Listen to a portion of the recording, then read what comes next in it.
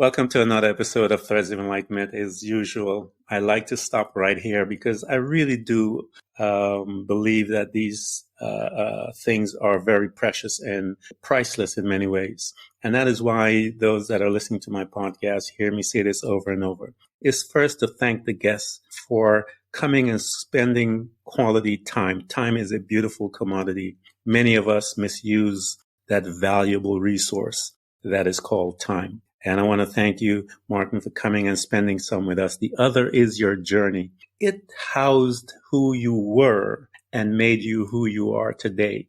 And so we're excited about that because you're here to share some of this wisdom that you have acquired so that we can become better human spirits while we're here listening and engaging with you. And I thank you for that, sir. Thank you, Martin, for coming to Threads of Enlightenment. Well, thank you, Ken. I appreciate it, and I'm looking forward to an enlightening conversation with you. Excellent, sir. Talk to them about those things that you have created, Martin. I love telling people that they are creators, man. I say that because I want to just put a spark within them that there's greatness that is residing there. So talk to us of all those things that you have given birth to as a result of your precious journey that you went through. Well, thank you for putting it that way. So, and it's actually in what I'm known as the architect of the Warrior's life code. An architect is just another word for creator, you know. And for me, it's all about the word life. And life stands for, in my world, live incredibly full every day. And I start my day every day off with this mantra, with this affirmation of today I live incredibly full every day. And it comes from, I'm now 60. So it comes from 60 years of life experience that got me to the point to realize that I do want to love every day of life. And I have to look at how I got here in the first place. Yeah. I love it. I'm 61, so I understand, and that's why I stop and I always thank people for coming and spend that commodity because at this age I understand the value, and because of my journey I understand and I appreciate the greatness and beauty of time. Martin, talk to us about your childhood. I like talking about this because to me it is one of the first spaces, if you will, that you and I land on this planet after we make our entrance. And in that space, the programming begins. We are being programmed by two individuals that themselves are traumatized. And based on their trauma, they perceive the world based on that. And then they began to deposit things to us, whatever it is, whether it's good or bad, it's coming. So talk to us about your family. How was that unit like? And what was your first stop, if you will, like as you enter this earth? That's a great way to put it. So I'm the first son after four girls. And, as a matter of fact, so was my father. He was the first son after four girls. Wow. And he had a brother afterwards, as I did. 5 years later, I had my brother. And, I come from a Jewish community, and I know this means something all over the world, but even more so in the Jewish community, I believe, is carrying on the legacy of the name, carrying on the legacy of the family, right? Yeah. So having another brother, besides having another male in the household, other than four older sisters, meant that I had my partner. I had the guy that was going to go through life with. Yeah. And I remember when I was a child, I was 10 years old, almost 10 years old. And I found out that my mother was pregnant and I was nervous. And I remember going to school and telling the principal, who, was a very sweet man, I'm nervous. I have another sister. I don't know how I'm going to handle this. I'm not even 10 years old and I'm worried about this. And he said, all will be okay. And he said, whatever it is, it's what God needs for you to have in your life and it'll be fine. Yeah. And it ended up being a son and a brother. And it was fantastic for me and fantastic for my family. And then you talked about a pit stop, right? Yeah. So for me, that pit stop happened. So this was when I was 5 years old that my brother was born. Okay. So I was a little baby. I was a boy. I was just starting school. So 5 years later, I'm 10 years old and we had a tragedy and my brother was killed by a school bus. Wow. And it was, it rocked me. It rocked my family. I mean, we were distraught. What happened was he got off the school bus. We found out later that these were the details. Got off the school bus, walked in front of the bus, dropped something, And as a 5-year-old, he does what a 5-year-old does. He reached down to pick it up. Wow. And the bus driver looked over, saw nothing, thought my brother was already on the sidewalk, and drove.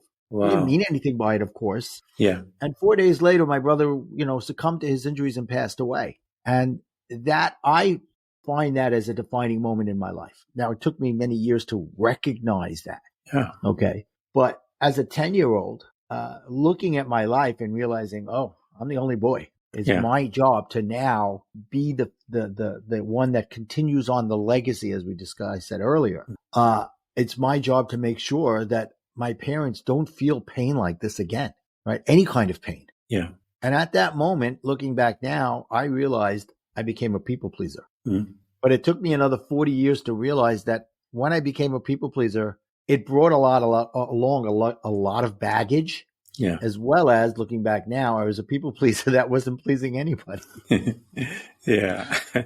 It is funny how I've noticed this through the conversations that I've had with people, is that the thing that we use to help us through the trauma, because that is a traumatic situation, the tool that you and I will grab onto, that tool that seem appropriate at the time, pleasing people, making sure that everyone is okay and all of those things. That is the same sword, if you will, that turns around and wounds us because we haven't, for whatever reason it is, Martin, that weapon that we use, and I hate to use that, but it becomes that against us, but we used it at the beginning of the trauma as a way by which we can cope with the trauma. Right. We use it as a tool only to learn later that it really is a weapon. Yes. And it's a weapon not only against others, against ourselves, even more than that. More than anyone else, it is a weapon of self-destruction that we had been wielding for so many years. And we wield it by the decisions that we made after that to govern our lives. So as a young man, with this tremendous trauma, and I know the burden that it comes on top of that trauma, the responsibility that this young man now puts on himself because of being that male to carry the lineage. I understand all of that aspect of it because now you have to grow up a little faster than, and this is self-inflicted. Has nothing to do with anyone else. So talk to me about this particular space right there, Martin. How did you start to govern yourself and your surroundings? Because you mentioned you became a people pleaser, but how did you do that? What did it look like as a young 10-year-old? Yeah. So Ken, for me, it looked like, okay, so here I am. My parents are distraught. They're very sad. I mean, they've had a tragedy in their life that no one should ever feel. No one should ever see the loss of a child. Okay. And I'm saying to myself, it's my job now to make sure that they're happy, that they never seem pain, any kind of, because they've already felt what I could look back now and say is one of the ultimate types of pain, the loss of a child, right? So it's my job as another child in the family to protect them, to shield them from other pain by taking on the role of whatever they say, I'm going to listen to because that will make them happy. Yeah. So, I went through life. I would want to become different things. And my parents are like, no, you'll go into business. You'll become a businessman. You want to go into theater? No, that's not for you. You want to become a photographer? No.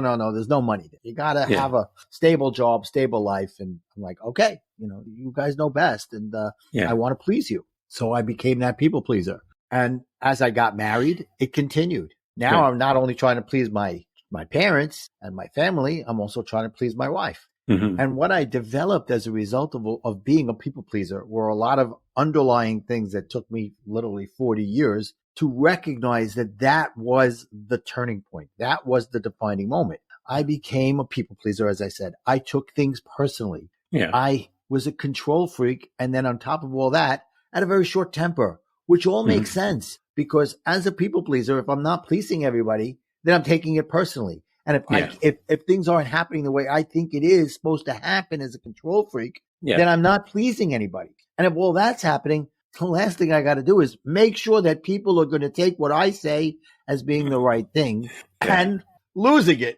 Yeah, because you know what's best for them as That's you. it. That's it. Exactly. So, talk to me about this guy because he's growing up, and we'll get back to the marriage piece. Right. He's 10 and he's moving in his age and he's dealing with high school. And how did you manage your relationship with those around you in high school, being a people pleaser? And how was your studies and all of those things? Because all of that does make a play within the self-development, the purposeful self-development. Talk to us about that. Okay. So one of the things I did was in my mindset, I said, I think I want to become a doctor, even a pediatrician, because, to save children. Yeah. Yeah. Okay. And I didn't know at the time. I know now that I'm ADHD, actually. So that didn't help much. And I was always a pretty good student in school, but and I would get involved in a lot of community projects, community organizations, because that's what my parents were doing. So I was following my parents' footsteps, getting involved in community organizations because I wanted to make my parents happy, and because I was following their footsteps in that way. But I also was trying to make sure that I was helping others and making them happy as well. Yeah. My motive for it, my deep down motive for it, was to make others happy and really get the recognition I needed to serve that people pleaser side. Yeah. The people pleaser, for me, as I look at it, needs recognition. They need to know that people are saying, Martin, what a great job you're doing. And as you get that, now you're feeding your ego. You're feeding what's going on. And so you want to do more and you want to do more, even if it's for good. And I did a lot of good. I mean, I started a synagogue in New Jersey, the first synagogue in the town of Eatontown. At the time, we only, this was in my 30s, my late 20s, 30s. We end up, we need 10 men to have a service in the Jewish religion. Every Saturday morning, we'd go around to the houses. Guys, we need you. Come on. We need 10 guys. I'm very proud to say, I moved away years later as we were building it. I was the founder, the president of the synagogue for about 14, 15 years. Now there's over 400 families and they're expanding into a bigger place. So that's a beautiful thing. Yeah. But I loved being the leader because I was being recognized for the things that I was doing. So I can turn back and say, look what I've done. Look at the beauty I've done. And a lot of it I came back to realize later is, especially in my family, I would do things, try to make my wife happy, try to make my father happy, my mother happy, so on and so forth, that I would rationalize that all the things I was doing was for the greater good, even if it didn't agree with me deep down inside. And I've since taken the word rationalize and I've basically trademarked it into two words. Yeah. Rational lies. I lie to myself, and people lie to themselves that when they're doing something that goes against their core values or their inner beliefs because they think it's going to be good for something else. Yeah. It's rational to do these things. Yeah. I call them, I said to myself, because I had some of those issues that I'm tired of being a martyr because I find myself dying every time I was doing something to help someone else. And I was putting myself aside and it would turn around and it would blow up, Martin. And I would go into this little thing where I'm like, I'm never going to help anyone. And then the next thing you know, I'm helping somebody and all this kind of stuff. Exactly. So it was a perpetual cycle that you found yourself in and having to learn how to get out of this pit that you have created. So here you are, you're going through all of these things and you're moving through in life in college now. I want to know, Martin, what study did you take, if you did, and why? So I did go to college, and along the way, I told you I wanted to be a doctor. But when I was in high school, and I took the SAT, I walked out of the SAT and I said, I didn't do well on this. I'm not a good test taker. That's it. I'm not going to become a doctor. And I rationalized that I couldn't do it because I didn't have good study skills when I was a child. And the teachers never taught me the right way to do homework. I was the worst homework doer in the world. My parents would come home, can't you ever do your homework? So when I got into college, I was already on the path to go into business. Okay, my father had a business And that was the way thing was. So I became an economics major. And the main reason I became an economics major was because I went to Brooklyn College, which was local. It was a mile and a half away from my home. I live in Brooklyn, New York. Queens, and man. I took economics. Sorry? Queens. Queens. Oh, there you go. Queens Village. There you go. So the reason I took economics as my major was because it was the least amount of credits I needed to qualify, and then everything else could be liberal arts. In the business world, I couldn't. To become an accountant, I needed another 20 or 30 credits in that area. I was like, I don't want to be an accountant anyway. So here you are. You got your stuff in college, because I know as you are this young man, talk to us about how were you formed now that you've gone through some years from being 10 years old, that particular incident that began to form you and created who you are today.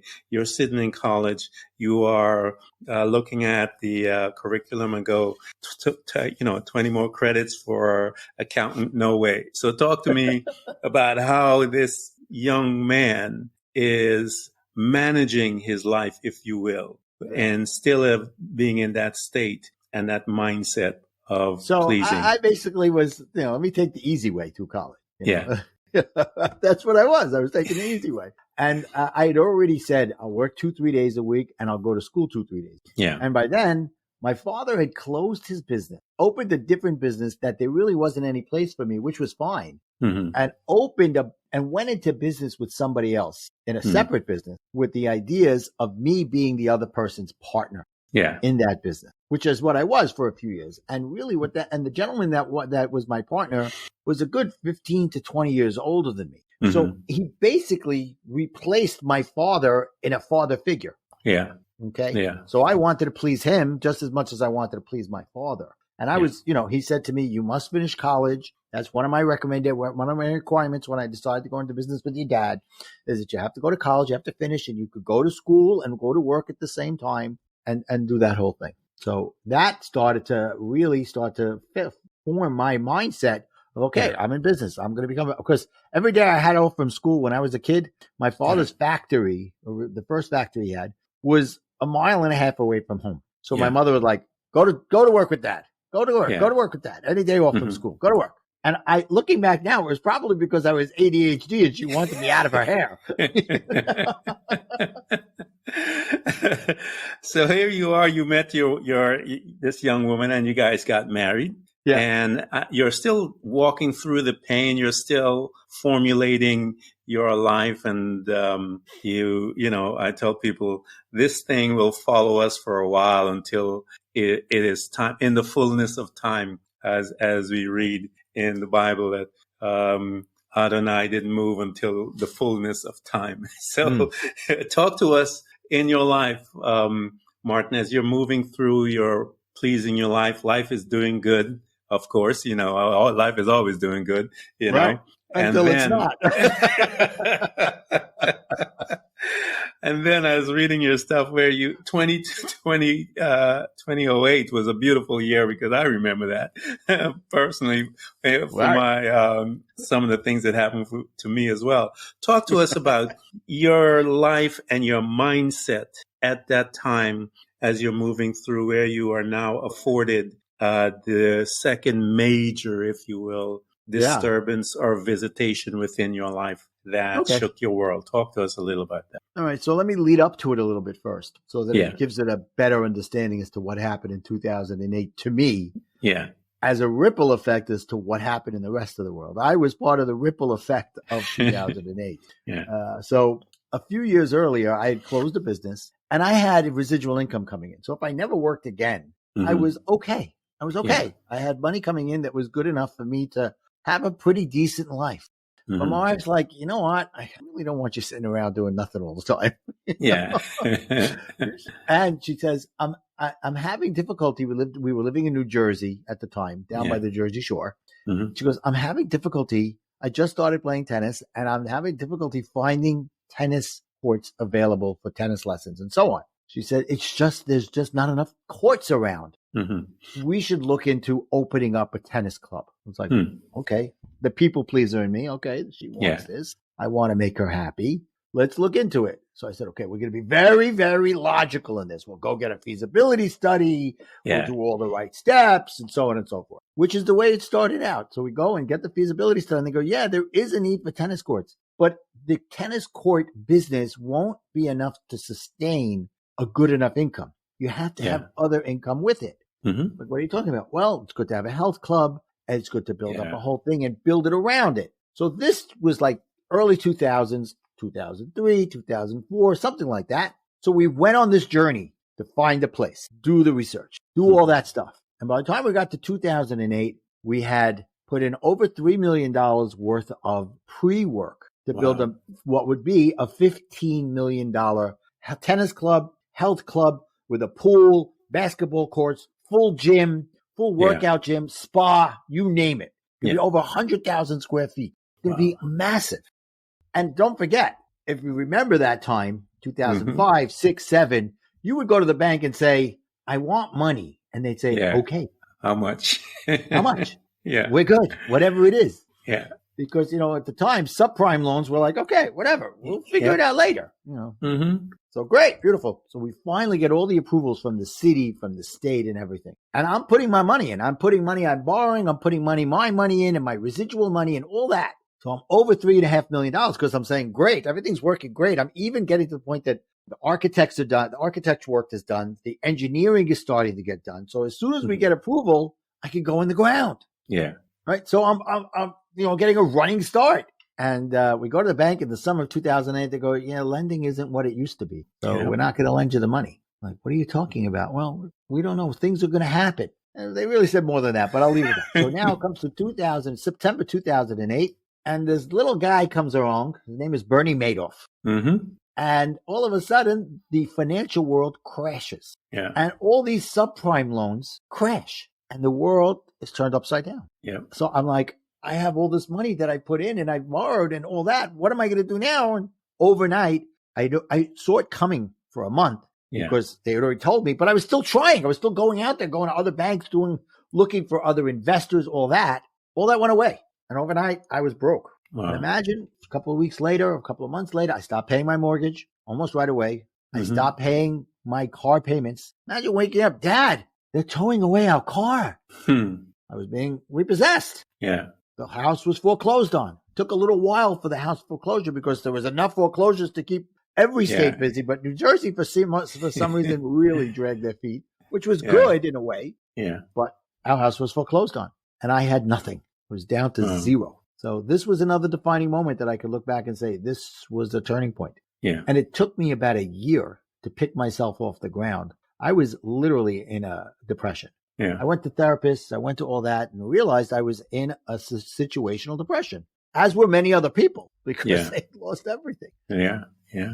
But it took me a year to finally recognize, okay, it's up to me to now move forward and figure out what's going to happen. And go ahead. What, right there, I want you to stop right there, Martin, because that's a pivotal point as well. Yeah. Yeah. What brought you to the space, to the mindset that, wait a minute, I need to pick myself up? What was it that, if you could remember, I know the length of time, and what it was doing, the depression and all of those things. What was it in that same depression, in those dark spaces, that made you go, wait a minute, I need to get up? Yeah. I would say that I was lucky because I was in therapy, and I was having, with a social worker, but still he was a therapist. He was somebody who I could go to and talk to and work through things. And he finally said, okay, you've done all the work here to recognize what's your fault, what's not your fault, what you can fix, what you can't fix. So where are you going to go now? So that was my turn to say, okay, it's my decision now. I can't blame anybody else. I can't continue to blame the world for what happened. Yeah. It's not serving me. So I got to figure things out. So I looked back over my life and I realized all those times I was in the community events and they were successful. Part of why they were successful was me, right? But also because I knew how to get out of people more than they thought they could give. Mm-hmm. And I realized I was coaching them. Yeah. I was like, oh, wow. I've been coached in the past. I've done some business coaching, had some business coaches and life coaches. And it was still an early thing. People didn't realize what those things were. Yeah. But I was always looking for stuff like that. So I was like, oh, wow, maybe I could become a life coach, because I didn't want to be in business anymore. I was tired of the rat race of business. I was tired of the roller coaster of emotions and financials that go through with being in business. Yeah. There's a gentleman that Earl Nightingale, talks about acres of diamonds. Mm-hmm. And powerful story, but all of us are that story, because I believe that, Martin, that diamond field, the richness of the diamond field resides in every single one of us.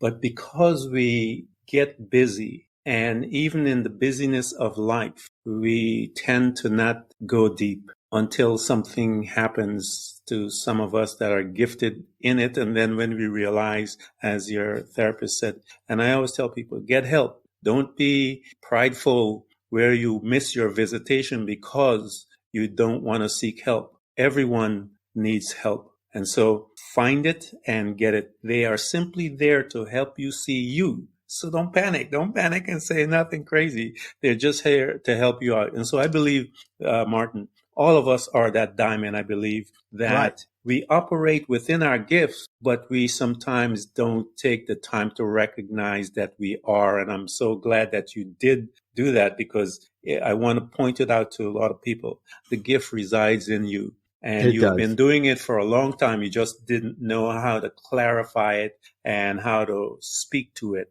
So once you identified it, Martin, talk to me as to how did you begin to do what's necessary to acquire, as they say, the certification and all the other things. Where did you start searching? What does that look like when back in the day when there was nothing like that? Per se. Right. Exactly. Well, luckily there was some of it, but you know, I want to touch on something you mentioned. It's so true that, you know, it's okay to go out and ask for help, especially men. They don't recognize it's okay. They look at it as a weakness. It's not.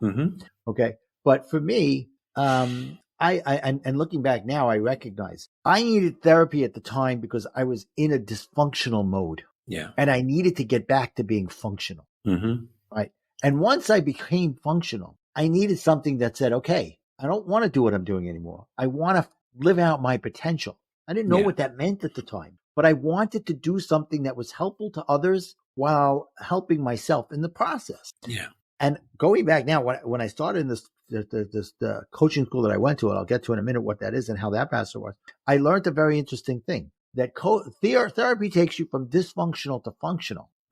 Okay. Which is a great thing and very necessary for many people. Yeah. And coaching takes you from functional to optimal. Yes. Right. So now, how did I find the school? Well, thank God for the internet. I start typing in life coaching. Yeah. What is life coaching? How do you find life coaching? What kind of schools are there? And as I'm typing, at the time I was living in New Jersey, I recognized that the same school keeps coming up. Yeah. And it's called IPEC. It's Institute for Professional Excellence in Coaching. And all of a sudden I look, they're 2 miles away from my home in New Jersey. Wow. They're headquarters. They do satellite teaching all over the country and now even all over the world. Okay. So I was like, okay, let me look into this. And as I looked into it, there were 2 that I was looking at. One was a little more clinical, and I wasn't into the clinical side of it. And this one was more about an energy, you know, getting into the understanding the different levels of energy that are within you. Yes. And that was speaking to me. So I was like, okay. So I contact the company, I speak to the people there, you know, and whatever. And then they said, this is how much it's going to cost. And I was like, whoa, I don't have money. They go, well, we have ways for you to be able to get it financed. I'm like, yeah, nobody's going to finance me. So it was only 2 miles away from my home. Yeah. So I call up the CFO and I said, look, I live a few miles away from you. Can I come in and talk to you? Yeah. He says, yeah. I go in, I explained to him my situation, and I said, listen, I don't have much, but I want this, and I'll do whatever I can and take however long it takes to pay you. Yeah.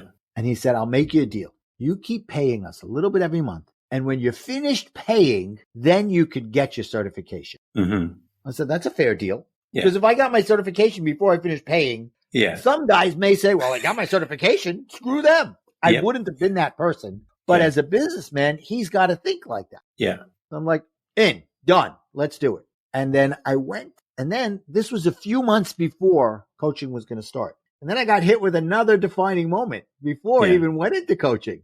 All right. So they kept on coming. They kept coming, man. Kept on coming. So now is my 24th wedding anniversary. Okay. And we got married on February 15th, the day after Valentine's Day. Yeah. So it's our 24th wedding anniversary. And we've been through some tough times the last few years. Yeah. She turns to me. She said, I'm done. I want a divorce. Wow. I mean, I kind of knew it was coming, but until you ever actually hear those words, you never believe it's really going to happen. Yeah. Every emotion you could imagine, I had. Anger, despair, fear, sadness. What am I going to do now? Yeah. Lack of self-worth came back. Yeah. All that energy that I was working on rebuilding myself drained because here I am, the one person that I thought loved me didn't love me anymore. Yeah. Right. And I didn't want to get divorced. And I was like, I'll figure this out. So part of me is like, maybe I should have turned to her and said, but I didn't get you anything like that for our anniversary. But looking back now, other than our 4 children, it was the greatest gift she ever gave me. Yeah. Because it was another eye opener. It was another time I was down on the ground, knocked down again, say, am I going to get up or am I going to roll into a ball and just cry and do nothing? But I already decided I was going to become a life coach. So there was a little part of me that said, oh, maybe this will help me, and then I can help my wife, and we can figure out how to get keep the marriage going. Yeah, that's natural. Yeah, but it didn't happen, and it was the best thing to not happen because so that a few months later, I started coaching school, and it was a weekend.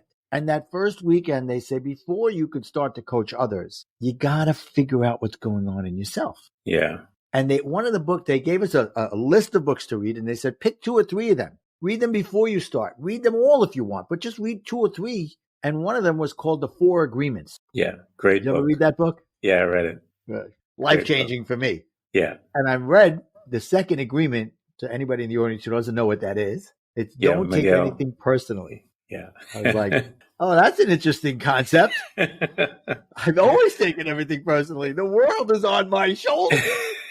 And it was as if Don Miguel Ruiz, who is recovering from heart transplant surgery. Yeah. Thank God. May he live many, many more years. Yeah.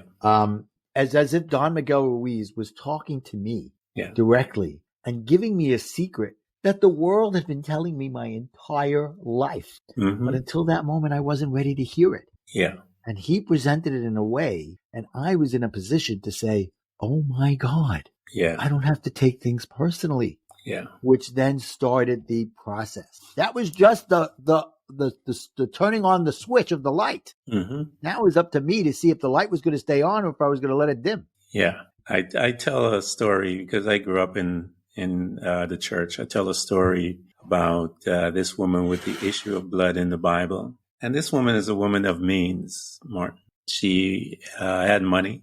And she believed so much so in the healthcare system of the day that she spent her money. She went, going to all the doctors and seeking out care because she was dying, And but there was this young man in her neighborhood, and he was out healing people and so forth. But she didn't need him. Her focus, her energy was on another system, her faith, her belief system. And there was nothing she could have probably stand right in front of him and hear him talk, and she just wasn't ready because her faith was not there. It was somewhere else. And so she got into the other system, found out, wait a minute, I'm broke and I got nothing left.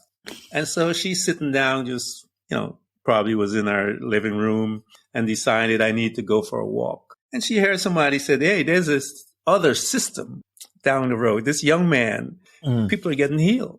And so she looked at herself and she looked at this darkness and go, I'm dying anyway. I got nothing to lose. Nothing to lose. And so many of us, because Jesus makes a statement, he says, those who have ears, let them hear. So he's talking about a different ear. And so, but you have to be in a situation that what I learned from that was that there is a responsibility upon the hearer to make him or herself to No be question. ready to hear about that information, because the truth is always out there. It's there in different form. Miguel wrote several powerful books. Yes. They're in books. They're all over the place around people all the time. But many of them got their fate somewhere else, and they're not ready for it. And here you are. You got that insight, because that is the beginning of wisdom. It is the beginning of your beginnings, I call it. So talk to me as that thing crept in, because I tell people the beauty about books when you sit down and you read them. They have this ability, the words have this ability to jump inside you and change everything. So you got this word just jumped into the pages, from the pages jumped into your being. What did it do to you, and where did it usher you to? Right. So once I started to internalize that I didn't have to take things personally, I looked over my life where it was at the time. And it wasn't in a great state, but at least I was starting to move on in my life. And I was like, okay, what are the things that I'm doing now that are contributing negatively? Yeah. What are the things that I'm doing? Okay, so if I'm taking things personally, how could I not take them personally? Yeah. Now, of course, I'd love to think that at that moment, I stopped taking things personally. But it's not that way. It's a lifetime, man. It's a lifetime journey. Yeah. And also the other three agreements are just as important. Be impeccable with your words. Don't make assumptions, and always do your best. They're also, all four of them are powerful. Okay. So I started to say, okay, how about if when someone tells me something, I think about why are they saying it? Because I learned something in coaching school. Yeah. What someone says to you is about them. Yeah. What you hear them say is about you. Yes. So that means, okay, when someone tells me you're a piece of garbage, I'm using a cleaner word than I would ordinarily. Yeah. Is it that I'm a piece of garbage, or something's going on in their life and they're taking it out on me? Yeah. Okay. And am I taking the blame for it? Yeah. Am I taking it personally? And I started to shift that energy slowly. I tell a story about how, looking back now, as I was getting divorced, I needed to start to understand that I had to there were hot buttons that we all have in relationship. Yeah. Whether people know it or not, they could push a hot button. So my ex, whether she knew it or not, we were still going through the divorce process, would call me up and say a very simple statement. I don't want to fight, but that clicked in my head. Yeah. She's calling me up. She wants to fight. Yeah. Let's get ready to rumble. Yeah. Because it meant, okay, we're going to fight. And I would start the fight because I would react. I was taking it personally. Yeah. And then it was easy for her to say, you started the fight. I told you I didn't want to fight. So once I was aware of this, as opposed to being self-conscious and saying, okay, she's getting me to a fight. And one of the things I talk about in my course is self-conscious versus self-aware. Okay, which is a whole mind shift. Different. But once I started to become aware of it, I learned that I needed to recondition myself and her without her realizing she was being reconditioned. Kind of like Pavlov's dogs. Yeah. And for a bunch of times I would say, oh, you don't want to start a fight? I'm hanging up. Yeah. And I would hang up on her because that was my first reaction. Yeah. As opposed to, so it was fight or flight in the beginning. Yeah. I'm going to fight or I'm going to walk away from it. Yeah. And then she's like, why do you keep hanging up? I said, because you don't want to fight. And I know that if we continue this conversation, I'm going to fight. Yeah. So I'm stopping the fight. And I started to build my awareness around it and shifted from reacting to eventually responding. Yes. Yes. That is a beautiful shift when that happens, because the entrance of peace, the entrance of self-control is a powerful thing that when one, start to begin to control their thoughts, because the thoughts, I tell people, is the first defense in the battlefield. If you win there, you're in control of the war. That's right.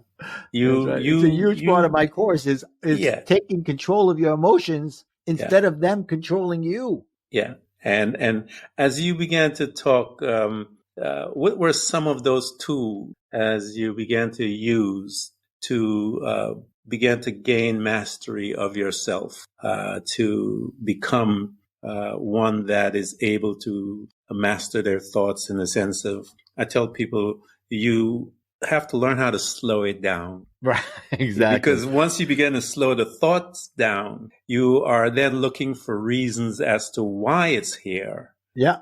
What is my response that it triggers? You began to have this internal conversation. So as you began to do that, what were some of the tools, Martin, did you bring into your space to help you I do kind of that? feel like you've taken my course.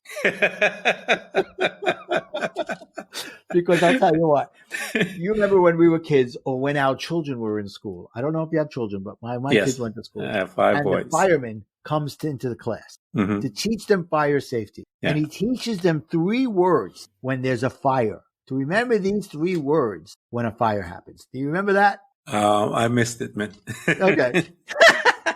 Well, the 3 words that the fireman teaches the kids is stop, drop, and roll. Stop what you're doing, drop to the floor under the smoke, and roll away. Yeah. So I said to myself, I'm the guy who, when there's a fire, I start running around in the smoke trying to figure things out. Yeah. Trying to stop the fire, even if it's out of control. That's my reaction. So now I got to figure out how to do that. So I took that metaphor and said, let me start. I didn't even realize it at the time. And now I've developed it into part of my course. I took the 3 words, stop, drop, and roll, and changed them to stop, think, and respond when I'm in a situation that I would usually react. Yeah. Stop in the moment. And instead of reacting, stop. Yeah.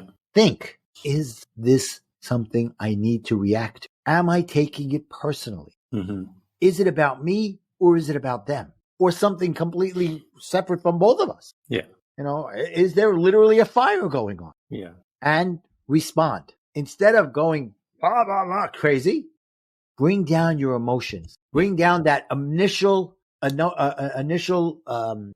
innate feeling that you have to change to reacting and losing it all and then picking up the pieces later, shoot and ask questions later. Yeah. Instead, ask questions. And then instead of shooting a bullet, shoot some love.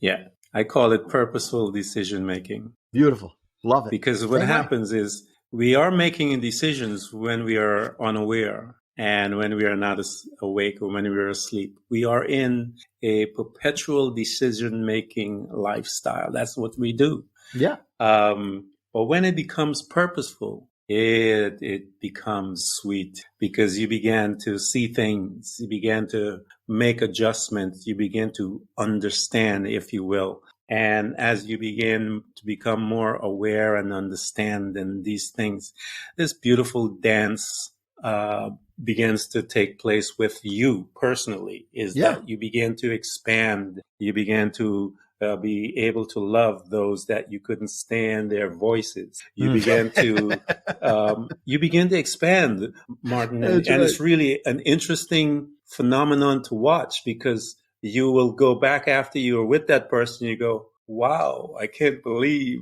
I didn't lose it. I can't believe. And so you are expanding as you begin to become purposeful design making, I call it, where you now but it's an evolution. It's not something that happens quickly.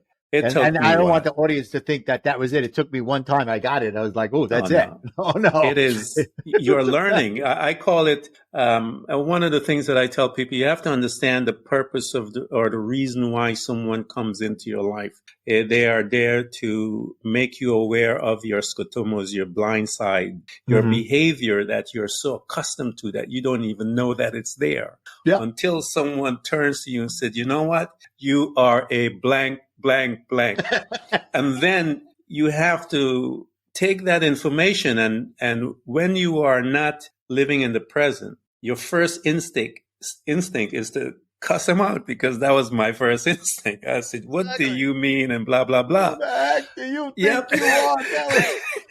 Until, Martin, I understood the purpose of that statement that they made. It is to make me better if I take it and use it correctly. And so I started doing that. And as you said, it is a beautiful place to be. So when you got there, Martin, because I know it's going to lead you down to where you are today. Yeah. So as you began to move in that space and you began to incorporate all of these principles in your life, now with this new glasses on, if you will, this new That's right. perspective. That's right. When that first person came into your space and you began to now become and walk in the shoe of a servant. I know you haven't gotten your quote unquote title yet, but you're doing it. Right. Yeah. And then one day it hits you and then you go, wait a minute.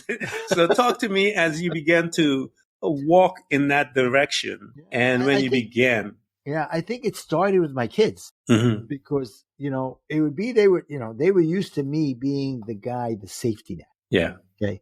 They never had, because I never wanted them to feel pain. Yeah. So I would always be the control freak. Almost like, they talk about the helicopter parents, helicopter mother being on top of them. Yeah. I guess I was kind of like that. Mm-hmm. And because now I wasn't in their circle anymore so closely, because I moved out during the divorce and a couple of them got married and a couple of them were still there. And I was only seeing them and I was going through this metamorphosis, as it were. Yeah. Right. I was coming out of my chrysalis. Yes. These words are coming to me today, But I was like, they would have something happen and they wouldn't tell me about it. Mm-hmm. And then when I would find out about it, instead of reacting, I was like, I'm curious. How come you didn't tell me about this? Well, because your first thing would be to freak out and then to take control. Mm-hmm. That's interesting. Yeah. And then they were like, what do you mean that's interesting? You mean you're not going to freak out on me now that I didn't tell you? Yeah. No, I'm not. Yeah. Oh, wow. Nice. And things started to get better because they saw that I was evolving, as I used the word before. Yeah. And they were afraid to come to me because they knew I would like, how could you let this happen? Yeah. But you know what? Looking back now, I wish I had this when they were kids, when they were little. Yeah. Because they needed to go through those things and figure it out on their own so that they could become stronger people for themselves. Yeah. Mm-hmm. Yeah. It is. So that was the beginning of it. Yeah. And as I started to get more into understanding and coaching others, I started in my coaching telling my clients stories about my life and who I was as a result of it and who I am now looking back over it. Yeah. And I realized that the reason why I could be an effective coach was because I wasn't just telling them things that I didn't understand. I was coaching them around stuff that I understood so I can tell them and I could show them examples of what happens if. Yeah. And as I did that, I was like, whoa, I came up with stop, think, and respond. I look back now, I said, oh, that's what I was doing. Let me call it something. Yeah. And I started to put my program together based on the things that I was doing and saying, okay. And then I was enjoying life. I was enjoying things I was doing. I started losing weight. I started eating better and stuff like that. And I was allowing myself to be coached because for a while I wasn't. And then I realized I need to get back into that because it's a bigger story. And I was loving what I was doing to the point that I said, I like myself. I finally realized that for the first 50 years of my life, I didn't like myself or even come close to loving myself. Yeah. Now I was. So I was doing all those things and the exercise really started the endorphins going and got me going into wanting to eat better, wanting to read better, continue that journey. I stole it for a little while. Yeah. And then I said, okay, let me get back on track. We all have stops and goes. It's never straight up. It's never straight up. There's always a little bit of roller coaster. What we try to do at coaches is to minimize the ups and downs with our clients. Yeah, I tell people a plane never goes in a straight direction. There's no way. I mean, that's why you have the instruments and the compass, because it will go off course. But that's okay. Your destination is still ahead. It's still going. But the next time it happens, how are you going to respond instead of react? Yeah. And you got to become purposeful. That's where the coaching goes. You got to become purposeful. All of your decision making comes from this place of awareness as to what it does to you and how it affects you. And from that space, it will guide you as to your communication with others, because you're looking first at your communication with yourself, which is the most important thing. I remember having this interview with this young lady a few days ago, and she said that she remember being in the plane, Martin, and when the plane tells them to put the oxygen on their face first, she was like, she couldn't believe that they would do that when the kids are here and all this kind of stuff. And she said not until she went through her journey did she understand what that principle is all about. And so Right. once she got it, she can now see, wow, it makes much more sense for me to do that than to do it the way that I was thinking. So here you Absolutely. are, you began to walk through, you got your titles, you got all the stuff going on, because I know when that happens to you, man. And I tell people it is at this place, Martin, where you have just described, that I believe we truly begin to live. Yes. Before that, I believe we are those that are on the journey, moving to the space that you described. That's what life is about. And when you get there, I'd say to people, everything becomes different. The wind, the noise from the dark, from the dog and the cat and the birds and everything has this beautiful sound to it. Mm-hmm. Yeah. Life, your heart, the way you eat, the way you walk, everything changes because it's that space that you have walked in, you become a servant, and you're in a perpetual space of joy, and life becomes flavorful. Here you are, Martin, you've done these things. Talk to me, pull out I always like to go here for a little while. Pull out a story when someone comes to you that one of your disciples, I call them. Some people say clients, your disciples that come, Right. and as they are sitting by your feet, and you began to talk to them, and when they got that revelation from when they make that perspective, and because when you and I get to experience that type of voyeurism, it is ecstasy beyond words.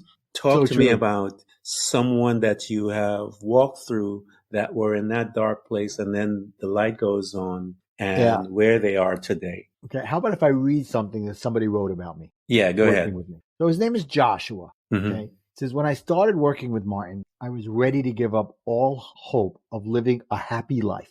I thought this was my last shot, and that if it didn't work, I would give up and become a tool for other people's happiness. I didn't understand that I had internal limiting beliefs and rational lies. He uses my word in this that were keeping me tied to my old way of thinking. Yeah. Since I started working with Martin, I have gained positive clarity on life. I've accepted my own power and choice. I have taken responsibility for my choices and let go of those choices that were not mine. I have decided to live in abundance and gratitude. Because of these changes Martin taught me, I am happier. I have better relationships, and I have more clients because I am being my real positive self. Looking back, all I wanted was hope that I could start to heal. Needless to say, I have that now. That is it. That is what I believe, Martin, every one of us on this planet, every male, every female, is called to live from the place of servanthood. There is nothing when you serve your fellow man and walk hand in hand and to be able to assist. You talk about being able to comfort them from a position of where you were comforted. And when you have been in that space and you're able to serve from that place, it becomes powerful because as I said to people, some people have what is called the theory, but not many have the lab experience with that theory. Right. But when you have that combination, your thesis will be some powerful thing to touch and hold and read and to partake of. And that's what you have done. Thank you. Anyone and everyone that's been listening to this beautiful conversation with Martin, I want you guys to get into his space, get to his space. I will put those things together so that you can reach him, get into his classes, get into the space where he can now help you like he did Joshua to see the greatness that is within you so that you can become more effective for yourself. And being that, you can be effective for your family, your neighbor, your clients, and the world. I want you guys to get in touch with our Warrior Life Code developer and attach yourself to him so that he can guide you through so that you can become the best human spirits while you're here on this planet Earth. Martin, thank you so much, sir. Thank you so much, Ken. It's been a pleasure.